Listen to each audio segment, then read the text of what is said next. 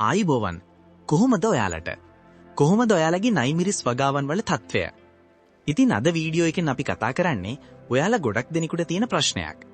ඒ තමයි නයිමිරිස් වගාවට පොහොර යොදන්නේ කොහොමද කියන එක.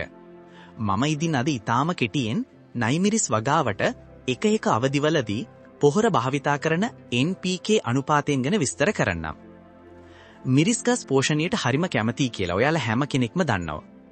ඔයාට මිරිස් වගාවෙන් ඉහළ අස්වැන්නක් අවශ්‍ය නම් ප්‍රවීණ නයිමිරිස් වගාකරුවන් අනුමත කරන පොහොර අනුපාත කිහිපයක් ගැන අපි කතා කරමු. මුලින්ම කියන්න ඕන මේ පොහොර මේ විදිහට යොදන්න ඕන නම් නිවැරදි ආකාරයට පස් මාධ්‍ය භාවිතා කරලා තියෙන්න ඕන.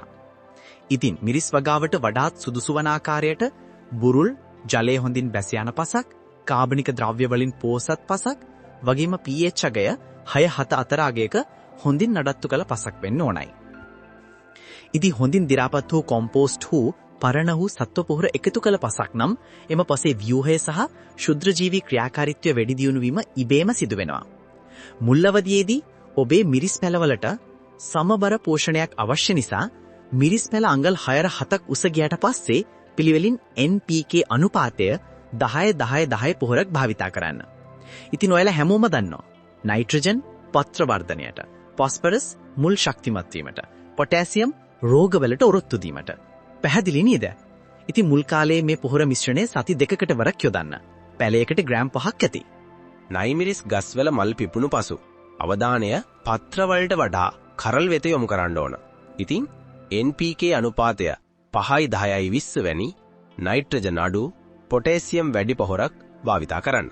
ඉතින් මේ පොහොර යෙදීම නිසා වැඩිපුර මල් හට ගැනීම දිරිමත් කරනවා, කරල් වල බර ප්‍රමාණය වැඩි කරනවා, ඒ වගේම මිරිස් වල රසය සහ කල් තබා ගැනීමේ හැකියාව වැඩි දියුණු කරනවා.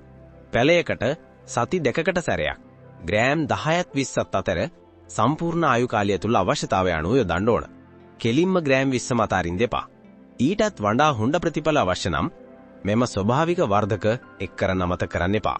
එප්සම් ලුණු වතුර ගැලුමකට මේස හැන්දක් කලවම් කරලා මාසිකව යොදන්න. මේ නිසා ශක්තිමත් කඳන් සහ ගෙඩි හට ගැනීම සඳහා මැග්නීසියම් ලැබෙනවා. දර අලු යෙදුවොත් ස්වභාවිකවම පොටෑසියම් එක් වෙනවා. කෙසෙල් එලි කොම්පෝස්ට්, කෙසෙල් එලි දියාර පොහොර යෙදුවොත් ඊටම සෙමින් නිදහස් වන පොටෑසියම් සහ කැල්සියම් සැපීම සිදු වෙනවා. ඒ වගේම දිනකට වතාවක් ජලය සැපීමට අමතක කරන්නම් එපා යාළුවනේ.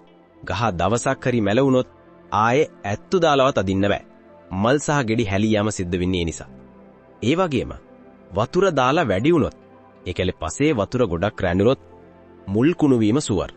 ඒ වගේම පත්‍ර සහ මල් වර්ධනයට අමතර උත්තේජනයක් සඳහා දියාරු කළ මුහුදු පැලෑටි සාරයක් හෝ කොම්පෝස්ටේ සති 2කට වරක් පත්‍ර මතට ඉසීම මගින් ඔයාගේ අස්යන්න දෙගුණ තෙගුණ කරන්න පුළුවන්.